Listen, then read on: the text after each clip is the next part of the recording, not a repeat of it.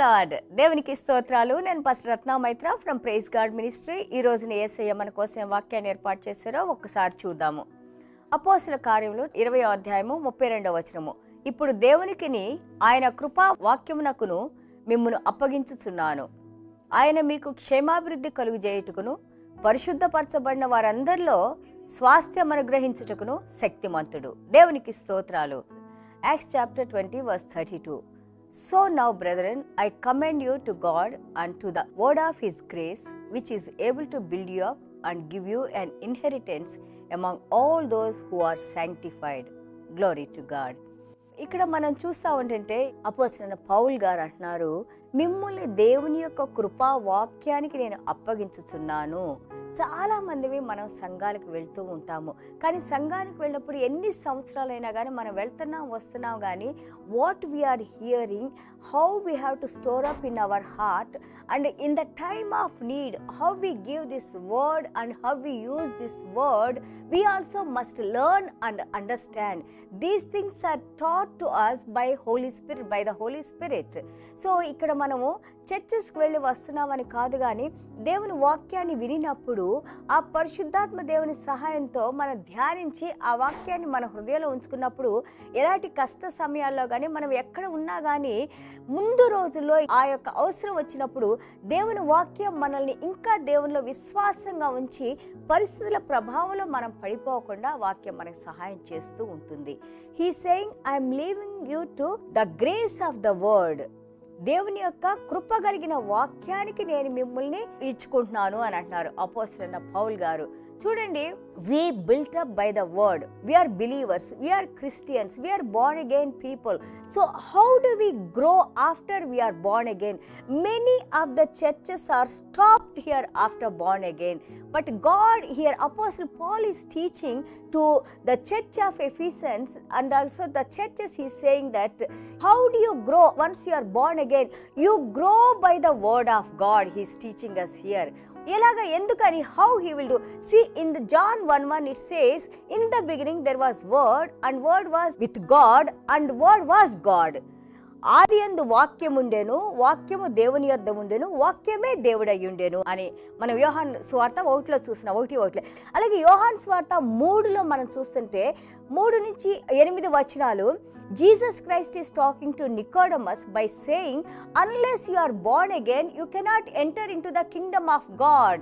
So, unless we are born again, we cannot even know what is happening in us, or we cannot get connected with the Holy Spirit, or we cannot get connected with any spiritual things. 2వ కొరింథీ 5వ అధ్యాయం 21వ వచనంలో, ఏ పాపం లేని యేసయ్య మీద మన పాపాలన్నిటిని ఆయన మీద ఉంచి ఆయనలో నీతిని మనకి ఇవ్వడానికి ఆయన పాపంగా చేశారని మన వాక్యం చూస్తున్నాము. So he knew no sin. In 2 Corinthians chapter 5 verse 21 it says, he knew no sin, but all our sins God has imputed into Jesus Christ, because he wants us to give Jesus Christ righteousness into us. He wants us to make as his children. ఆయన బిడ్డలుగా మనల్ని చేసుకుంటానికి ఆయన మన పాపాలను యేసులో ఉంచి ఆయన యొక్క నీతిని మనకిచ్చి మన బదులుగా ఆయన చనిపోయి, కానీ ఆయనలో ఎలాంటి పాపం లేదు గనక తిరిగి ఆయన సమాధి నుంచి లేచి ఆ మరణాన్ని జయించి ఈ రోజున నిన్ను నన్ను వాక్యంతో బలపరిచి స్థిరపరిచి వాక్యంలో నడిపిస్తూ ఉన్నారు. దేవునికి స్తోత్రాలు. Now how do we build our lives in Christ? ఎలాగ దేవునిలో మనం కట్టబడతాము? సో చూడండి, గాడ్స్ నేచర్ ఈజ్ లవ్. ఎప్పుడైతే దేవుని వాక్యం మనలో ఉంటుందో ఆ ప్రేమ స్వభావాన్ని దేవుడు మనకు కలిగిస్తారు.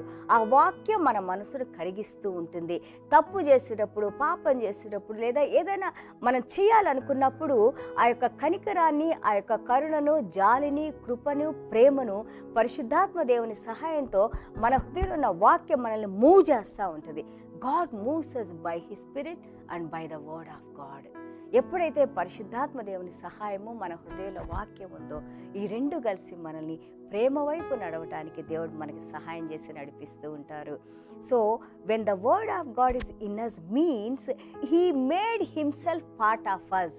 యేసయ్య మనలో ఒక పార్ట్గా మనలో ఆయన జీవించి ఉన్నారు. అందుకే కొలసీల పత్రిక 3వ అధ్యాయం మనం చూస్తూ ఉంటుంటే, we live in him and he lives in us. మనము ఆయనలో జీవించి ఉన్నాము, ఆయన మనలో జీవించి ఉన్నారు అని అంటారు. చూడండి, అలాగే when he's in us, he rules us as a Lord and he guides us, he teaches us and he transforms us into the image of Christ. యేసయ్యకి స్తోత్రాలు. మనం ఆయనలో ఉన్నప్పుడు ఆయన మనల్ని గైడ్ చేస్తూ, ఆయన మనకి బోధిస్తూ, ఆయన స్వరూపంలోకి మనల్ని దినదినము మారుస్తూ ఉంటారు. That is one which is leading us. దానికోసం దేవుడు మనల్ని నడిపిస్తూ ఉన్నారు.